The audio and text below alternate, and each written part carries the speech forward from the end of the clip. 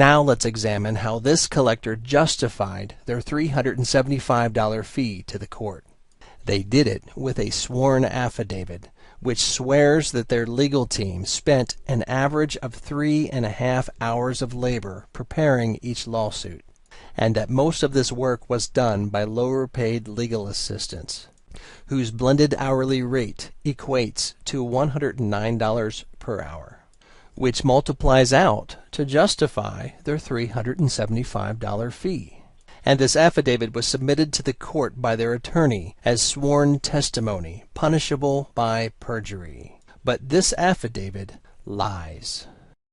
Their 3.5-hour claim violates 5th grade math by a factor of 4 to 1, as their demonstrated ability to file 600 lawsuits per month proves this perjury.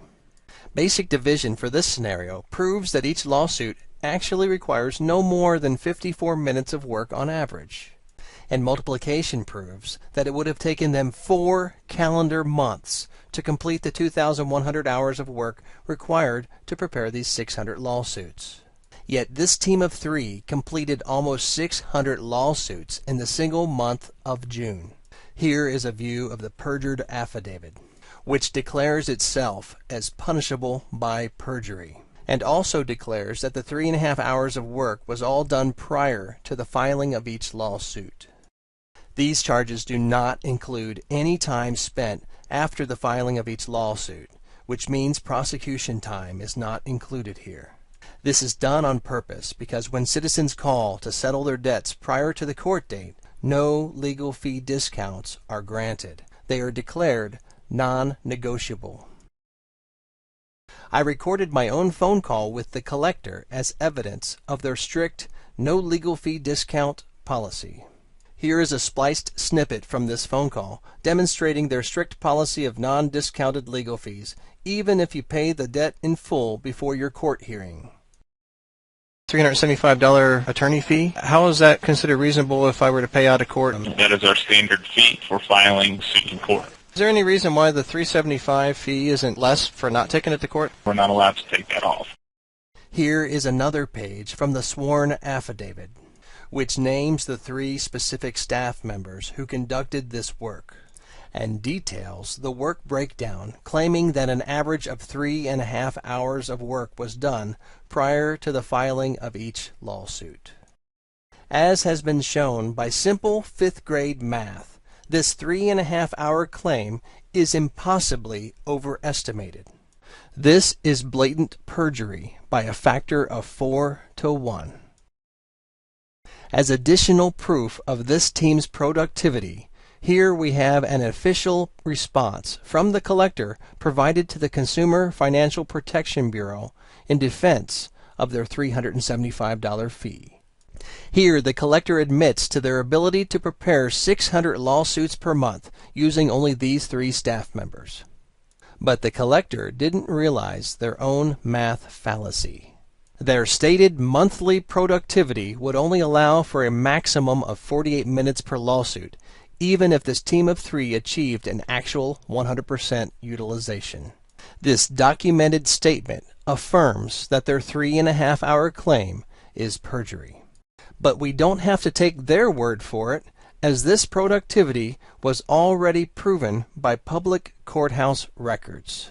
DocsPomp.com provides courthouse records to the public and readily reveals 538 known lawsuits submitted by this collector in the month of June.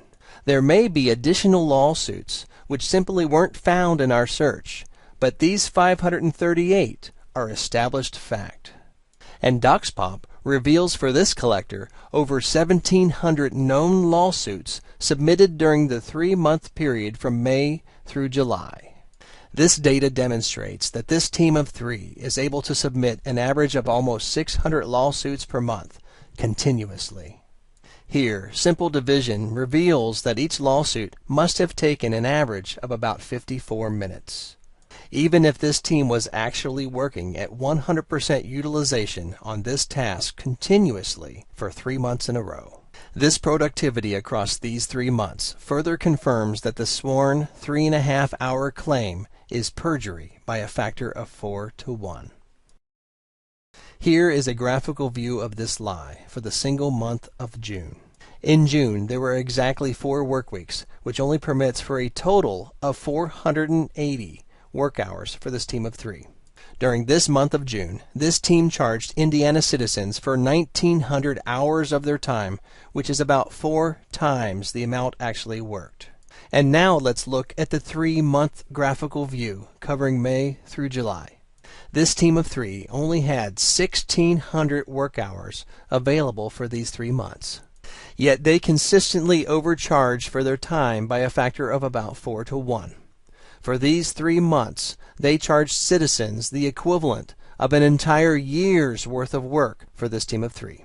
It is important to note that this calculation assumes 100% utilization of the 3 team members and ignores inefficiencies, time off, and other distractions. These realistic distractions and inefficiencies would further reduce the actual hours available for this team to work on the preparation of lawsuits.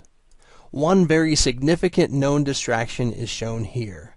For these 3 months, for this company, public record indicates over 700 lawsuits prosecuted and closed across 11 different counties on 27 different dates.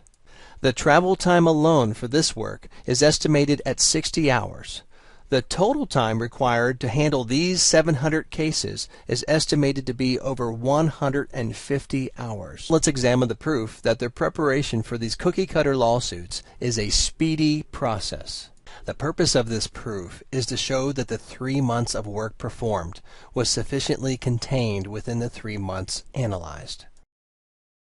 The database used by this collector specifies the key dates, which proves this to be a speedy process. For my case, the preparation process was completed quickly within a 13-day time period.